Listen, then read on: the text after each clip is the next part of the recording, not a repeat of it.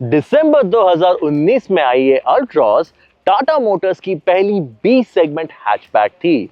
अब आ चुका है मई 2025 और हमें फाइनली मिला है पहला मेजर अपडेट इस अल्ट्रॉस के लिए। आपने अब तक तो देख ही लिया होगा ये स्टाइलिंग में क्या चेंजेस ले आई है, इसके फीचर लिस्ट में क्या एडिशंस हुए हैं और ये चलाने में कैसी है, ये हम देखने वाले हैं इस वीडियो में। हालांकि हमारे पास आज मौजूद है ICNG डेरिवेटिव, तो हमने सोचा चलिए करते हैं कुछ खास। हमने सोचा है इसका एक प्रॉपर फ्यूल एफिशिएंसी टेस्ट करने का। अभी हमें ये कार मिली है, हम ले जाएंगे इसे CNG फ्यूल पंप पे, उसे फ्यूल अप करने के बाद हम देखेंगे क्या है नया इस कार में, कैसी है ये चलने में, क्या है इसमें फीचर्स और क्या आपको इसे लेना चाहिए या नहीं। उसके बाद हम उसे फ्यूल अप करेंगे और देखेंगे इसने हमारे पूरे दिन में कितना माइलेज दिया।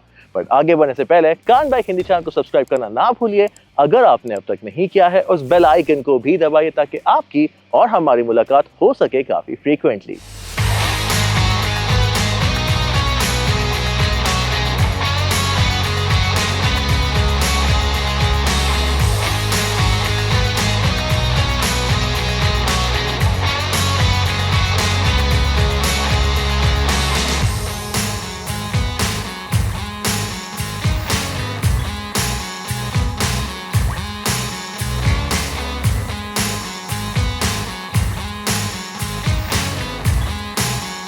तो चलो, हमने CNG टैंक तो फुल कर भी दिया और वहां से यहाँ तक अब तक 40 किलोमीटर चल भी गई है गाड़ी।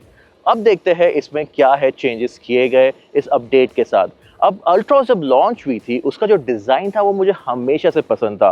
वो एक शार्प एग्रेसिव, एक शार्क फिन डिज़ाइन वाला लुक ले आती थी। अब इस फेसलिफ्ट के साथ काफ़ी चीज़ें चेंज की गई है, बट ये अब भी रिकग्नाइजेबल है like an Altroz should be. अगर आप गौर से देखो तो यहाँ पे जो ग्रिल है ये नया है। अब यहाँ पे टाटा के न्यू फैमिली डिज़ाइन का इंस्पिरेशन तो लिया गया है, बट इस न्यू डिज़ाइन हेडलैम्प्स जो है, जो शार्पर है, उसके अंदर ट्विन बैरल LED हेडलैम्प्स भी दिए गए हैं, बट उसको कनेक्टेड फीचर नहीं दिया गया जैसा आप यूजुअली नेक्सॉन या पंच पे आपको देखने में मिलता है, और हैरियर और सफारी में भी।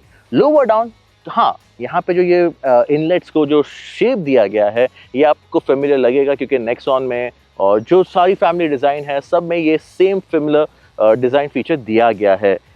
थोड़ा मिसमैच हो रहा है यहाँ पे पुरानी अल्ट्रॉस पे नया नेक्सॉन का फेस बिठाने में, बट आपको क्या लगा इस नए डिज़ाइन के बारे में, हमें आपका ओपिनियन कमेंट सेक्शन में ज़रूर बताइए। उसके अलावा कुछ और चेंजेस किए गए हैं साइड में। अब आप बारीकी से देखो तो जो पुरानी अल्ट्रॉस थी वहाँ पे एक शोल्डर क्रीज थी जो यहाँ से शुरू होती थी और ऑल द वे वहाँ तक जाती थी, बट अब दरवाजे में कुछ चेंजेस किए गए हैं। पहली बात तो ड्राइवर्स डोर को, आगे के दोनों दरवाजों को फ्लश फिटिंग डोर हैंडल्स दिया गया है, जो टाटा की न्यू डिज़ाइन लैंग्वेज का पार्ट है, वो काफ़ी कार्स में देखने मिलता है। हालांकि जो पीछे का दरवाज़ा है वो अब भी हिडन है यहाँ पे, उसका जो डोर हैंडल है, और ये थोड़ा कोर की फीचर है इस अल्ट्रॉस का, and I particularly like it. आपको कैसा लगता है इसके बारे में ये भी हमें कमेंट में ज़रूर बताना। उसके अलावा ये जो पैनल है ये अल्ट्रॉस का एक कैरेक्टरिस्टिक लाइन है, इसे भी मेंटेन किया गया है। और पीछे की ओर आओ तो यहाँ पे कुछ चेंजेस किए गए हैं, बट वो काफ़ी स्मार्टली किए गए हैं क्योंकि ये है एक फेसलिफ्ट। तो बॉडी पैनल में कुछ चेंजेस नहीं किए गए हैं, ये जनरेशन चेंज होता तो शायद बॉडी पैनल चेंज होते। तो यहाँ पे ओवरऑल शेप टेल लैम्प का सेम है, बट इसको एक स्मार्ट पैकेजिंग दी गई है। यहाँ पे इसको ब्लैक्ड आउट करके एक कनेक्टेड टेल लैम्प का सिग्नेचर दिया गया है। लोअर डाउन जो बम्पर का शेप है वो भी नेक्सॉन और पंच से जो न्यू फैमिली डिज़ाइन है वहाँ से इंस्पायर्ड है। उसके अलावा आपको नए पेंट ऑप्शंस भी दिए जाते हैं इस अल्ट्रॉस फेसलिफ्ट के साथ जो आपके स्क्रीन पे मौजूद है। पर आपको एक बात बता दूं कि इसके जो ORVMs है, इसका जो शेप एंड डिज़ाइन है वो थोड़ा चेंज किया गया है। यहाँ पे आपको 360 डिग्री के कैमरास भी माउंट किए गए हैं, उसका शेप शायद थोड़ा बड़ा हो गया है पहले के कंपैरिजन में। इसका नेगेटिव पॉइंट ये है कि जब आप हाईवे स्पीड्स करते हो तो काफ़ी सारा विंड नॉइस कैबिन में फील होता है।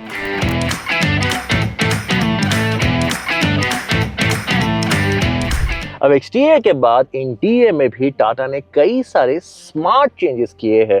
फॉर एग्जांपल ये जो डैशबोर्ड लेआउट है, पुरानी अल्ट्रॉस में आपको एक हाई ग्लॉस फिनिश वाला एक पैनल मिलता था। अभी यहाँ पे कई सारे एलिमेंट्स ऐड करके, कट्स एंड क्रीजेस करके इसे काफ़ी स्मार्टली चेंज किया गया है। बट जो नए एलिमेंट्स है वो है ये स्टीयरिंग व्हील, जो अब टाटा में स्टैंडर्ड हो चुका है। ऑलमोस्ट हर कार में ये स्टीयरिंग व्हील आपको 2 spoke steering wheel with illuminated Tata logo, ये स्टैंडर्ड मिलने लगा है। उसके अलावा 10.25 इंच का सेंट्रल टच स्क्रीन जो है वो भी काफ़ी कॉमन है। अब आई थिंक अल्ट्रॉस जो है ये लास्ट कार है इस नई टच स्क्रीन को सपोर्ट करने के लिए। ऑलमोस्ट हर कार, इवन छोटी टियागो में भी ये टच स्क्रीन आना शुरू हो गया है। उसके अलावा जो एसी कंट्रोल पैनल है वो थोड़ा नया है, कैपेसिटिव टच पैनल है ये, जो हमने नेक्सॉन में पहली बार देखा था और यहाँ पे भी अब आने लगा है। उसके अलावा जो डिजिटल ड्राइवर्स डिस्प्ले है उसमें भी कुछ चेंजेस किए गए हैं। इंटरेस्टिंगली यहाँ पे 10.25 इंच नहीं दिया गया है, वो सिर्फ पेट्रोल ऑप्शन में अवेलेबल है, यहाँ ICNG में वो ऑप्शन नहीं दिया गया है। हालांकि ऑल डिजिटल ड्राइवर्स डिस्प्ले ये भी है अराउंड 8 इंच का, और कई सारा इंफॉर्मेशन यहाँ भी आपको देखने मिलता है। उसके अलावा रेस्ट ऑफ द कैबिन ये अब भी एक स्पेशियस प्रैक्टिकल कैबिन है। सीट्स जो है ये लार्ज कंफर्टेबल है। हालांकि मैं मानता हूँ कि यहाँ पे टॉप स्पेक वर्जन में एटलीस्ट लेदरेट अपहोल्स्ट्री के साथ सीट वेंटिलेशन देना चाहिए था, जो अभी नहीं दिया गया है। उसके अलावा एक चेंज किया गया है सीट्स में, वो है इस एडिशनल बोल्स्टरिंग अंडर थाई सपोर्ट के लिए। दोनों ही आगे की सीट्स और पीछे की सीट्स के लिए ये चेंजेस किए गए हैं, जो अगेन काफ़ी एक स्मार्ट मूव है टाटा की ओर से।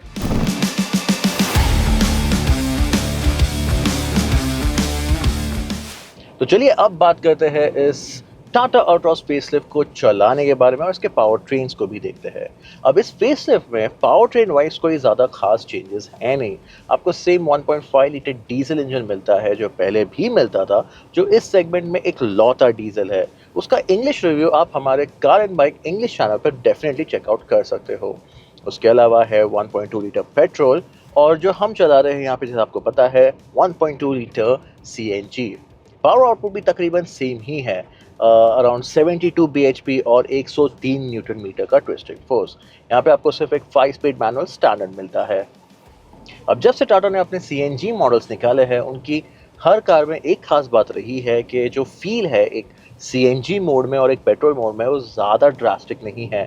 आपको पता भी नहीं चलेगा अगर मैं स्विच करूँ इस CNG मोड से पेट्रोल मोड में या पेट्रोल मोड से CNG मोड में, एंड एक नॉर्मल ड्राइवर को कोई अंदाज़ा नहीं होगा कि गाड़ी कौन से मोड में चल रही है। हाँ, इसका एक डाउन साइड भी है कि ये एक काफ़ी स्प्राइटली या एक फास्ट चलने वाली हैचबैक नहीं है। सो इसका मतलब ये है कि अगर आपको एक ओवरटेक करना है, वो सिंपल सा ओवरटेकिंग मैन्यूवर भी हो, या हाईवे पे एक लंबे ट्रक को ओवरटेक करना है, तो आपको उसको काफ़ी पहले से प्लान करना होगा, क्योंकि इसका एक्सेलरेशन ब्रिस्क नहीं है। ये double digit triple digit speed hit करने के लिए अपना स्वीट टाइम लेती है। हाँ, मैं इस अल्ट्रॉस को कई टाइम बाद चला रहा हूँ, बट मैं ये अब भी कंफर्म कर सकता हूँ कि ये अपडेट के साथ कोई मैकेनिकल चेंजेस नहीं किए गए हैं। सो अब भी इसकी जो राइड क्वालिटी है वो काफ़ी कंफर्टेबल, काफ़ी प्लान्ड और काफ़ी इजी गोइंग है। इंडियन रास्तों को मद्देनज़र रख के बनाई गई है। ये हर ख़राब रास्तों पे, छोटे खड्डों पे, बड़े खड्डों पे, और जो इरेगुलरिटीज़ है उस पर इतने आसानी से निकल जाती है और आपको पता भी नहीं चलता। वेल एब्जॉर्बेंट होने के साथ साथ एक टॉटनेस भी है इसके सस्पेंशन सेटअप में, जो एक्चुअली इंडियन रोड पे चलाने के लिए काफ़ी अच्छा है। उसी के साथ साथ ये जो स्टीयरिंग है, ये स्लो स्पीड पे काफ़ी इजी एंड लाइट है, काफ़ी अच्छे से उसमें फीडबैक भी है।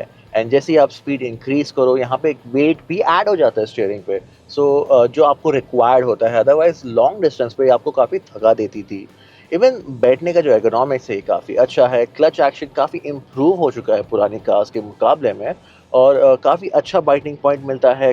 जो गियर लीवर एक्शन है ये भी काफ़ी कम नॉची है comparative to the bigger Tatas, जैसा हैरियर हो गया, सफारी हो गया, या इवन जो कर्व मैनुअल है उसके कंपैरिजन में भी ये जो मैनुअल गियर बॉक्स है ये काफ़ी अच्छा है, कम नॉची है।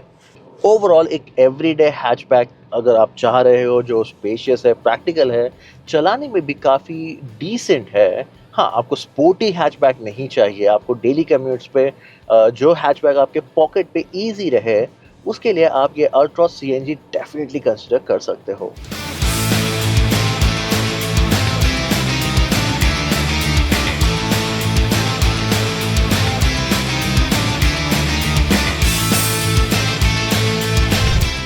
तो अब चलाने के बाद हमने फिर से इस CNG को टैंक अप कर दिया है।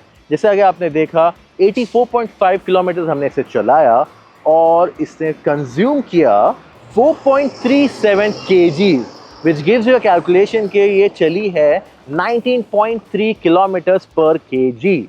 जो क्लेम फिगर्स है वो है 26 किलोमीटर्स पर kg का ऑफिशियल फिगर्स, और हमने इसे चलाया हाईवेज पे, सिटीज़ में, और कुछ देर तक गाड़ी आइडल खड़ी भी थी शूट करते वक्त। तो रियलिस्टिकली 20 से 21 किलोमीटर पर kg ये नई अल्ट्रॉस जा सकती है CNG मोड में। तो कैसा लगा आपको ये माइलेज फिगर इस अल्ट्रॉस सीएनजी का, और कैसा लगा आपको ये नया फॉर्मेट जो हमने फॉलो किया इस मीडिया ड्राइव पर? क्या आप चाहते हैं हम ऐसे मीडिया ड्राइव पर आपको actual real world mileage test करके आपको बताएं? आपका ओपिनियन या आपका जो भी सजेशन है हमें कमेंट सेक्शन में ज़रूर बताइएगा।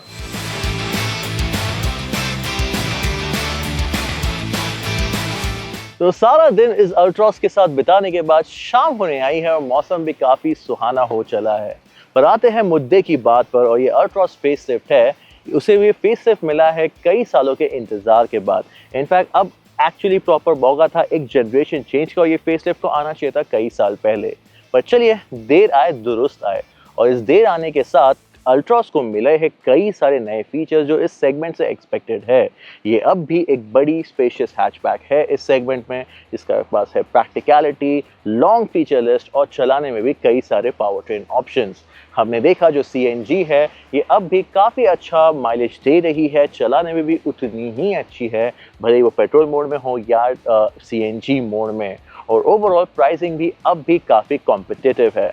तो अगर आप देख रहे हो एक बी सेगमेंट हैचबैक अपने लिए और नहीं चाहते एक हाई राइडिंग एसयूवी, तो ये अल्ट्रॉस एक काफ़ी अच्छा ऑप्शन है आपके लिए। जिसका कंपटीशन बलिनो है वो भी कई सालों से मार्केट में है, उसे भी एक अपडेट की ज़रूरत हो चुकी है। ये अल्ट्रॉस का अपडेट जो है, इसमें मैं मानता हूँ काफ़ी अपडेट और हो सकते थे, पर जो है वो बुरे नहीं है। तो इस वीडियो में इतना ही। मैं उम्मीद करता हूँ आपको ये वीडियो पसंद आया। अगर पसंद आया तो इसे लाइक ज़रूर कीजिए, और इस वीडियो को उनके साथ शेयर कीजिए जो एक नई कार खरीदना चाह रहे हैं और चाहते हैं अपनी कार के साथ safety, practicality, long feature list, power train options और ओवरऑल एक मेड इन इंडिया का प्राउडनेस। तो उन लोगों के लिए ये अल्ट्रॉस एक काफ़ी अच्छा ऑप्शन है। और अगर आपको कोई और सवाल है इस अल्ट्रॉस रिलेटेड या कोई और कार के रिलेटेड जो इंडिया में रिसेंटली लॉन्च हुई है, हमें कमेंट सेक्शन में ज़रूर लिख भेजिए। और क्या आपको चाहिए एक डिटेल कंपैरिजन नई अल्ट्रॉस का इस कंपटीशन के साथ, तो वो भी लिख भेजिए and we will definitely oblige.